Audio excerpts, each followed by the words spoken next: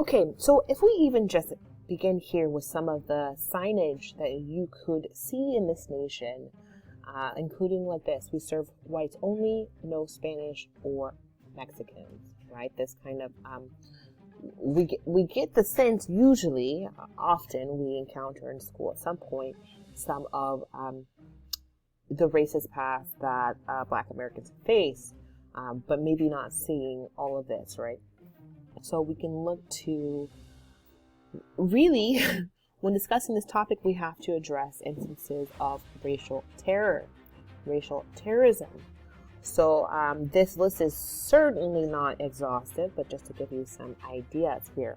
So in 1865, the year the Civil War ends, right, we see the development of the Ku Klux Klan, right, a right racial terrorist organization that terrorized Black Americans and promoted white supremacy. White supremacy as a concept that suggests that whiteness and white culture as supreme or better than others for a myriad of reasons. That is the ideology on which so many of these laws and engagement and experience and expressions are based on, right? They are based in this idea of white supremacy and anything that's created, the laws and so forth, as an extension of that, okay? So we can even look to the Civil Rights Law of 1875 and see the way that the court restricts the behavior of states, but not private citizens, right? So maybe states not actively doing something to enslave or condone slavery per se, but not the ways in which individuals act towards folks. And yet, we also have to, again, look to the laws, look to the Black Code for examples for the ways in which the state, right, the government, the state often upheld white supremacist ideology through the laws that were created. Right? We can look to, for example, the 1915 film Birth of a Nation. This is the first film to be shown in the White House. It was viewed by Woodrow Wilson, and I've got a short clip for you here, and I'll of course link to it in the notes. But why is it important? Well, in this clip of Birth of a Nation that you will see is a clip about Black legislatures, right? So remember, after the end of the Civil War, you actually had a period of time, you had Black people, well, let's be clear, Black men, right, run for and win political office within various southern states, winning elections, right? So this film in 1915 and in this clip highlights really, how to put it, really highlights racist perceptions of Black people, such that we see them in the assembly with their, doing things like putting their feet up on the desk, like drinking alcohol or eating fried chicken, right? These are racist depictions of Black folks. And what is the idea that it's supposed to be presenting, right, about Black people, right?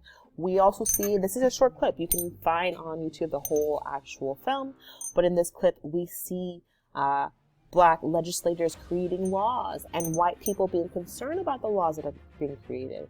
For example, a law that white people must salute Black military members, okay? Or a law that legalized interracial marriage, right? This is in 1915, okay? So, it's interesting because part of the Black codes had to do with physical space, right? Where you had to actually move out of the way for a white person, right? Or you could be charged for a crime, right? So it's interesting such that that concern of being turned back on white folks is presented in this film here, okay? Or that the concern about interracial marriage, right, could be a thing even given throughout the systems of slavery, that those that were enslaved had little agency over their own bodies, which means that they were the victims often of sexual violence and assault. So how interesting that after the end of the era of slavery, that there's a concern about legalized and consensual relationships between Black and white people, and what a concern to have in 1915, considering that that interracial marriage was not legally acceptable, per the law until 1967. Let's hear in Loving versus Virginia. Let me make sure I've got that year right here. Yes, 1967, right? Loving versus Virginia, and that's after they were prosecuted for getting married, right? That's becomes a law in 1967. All right, taking you back here. Okay, to racial terrorism experienced by Mexican Americans. Now, I will include links here in the description, but what is rarely discussed are lynchings, right? So first of all, lynchings were often public hangings of people, right? Could be man, woman, or child, gender non-conforming. It could be a single person or a whole family being lynched. So it's often talked about within the context of African Americans who have been lynched in the nation. Now, this clip here highlights the many Mexican Americans who were lynched. It's argued that as many Black Americans that were lynched in the South, there were as many Mexican Americans who were lynched in the West of the country, right? So, this horrific extrajudicial activity, and you can call it an activity, right? Because whole families, lynchings were public spectacle. Folks would take their families, obviously not Black folks and Mexican folks, right? But white folks would take their families, picnics. There would be photos taken, and you could buy, photos taken of lynchings, only later to be sold as postcards from lynchings. They were really presented as like a family affair activity, right? A lynching, okay? And it's interesting the way we can look to the recent El Paso shooting, in which the shooter went to El Paso to specifically target Mexican American people. So racial violence and racial terrorism continues into our present day. Okay, often when we're discussing the modern civil rights movement, we will discuss the case of Brown versus Board of Education in 1954. So the NAACP, the National Association for the Advancement of Colored People, a really old organization, I believe starting in the early 1900s, starts to use the courts to litigate discrimination cases in the 40s and 50s.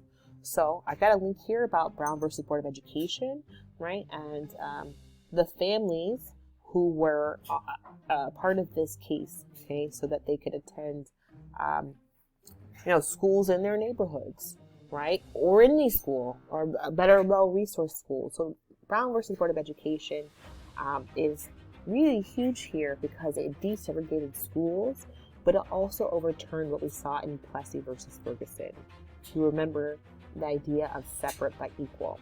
So separate but equal here is ruled as, in fact, not equal. Well,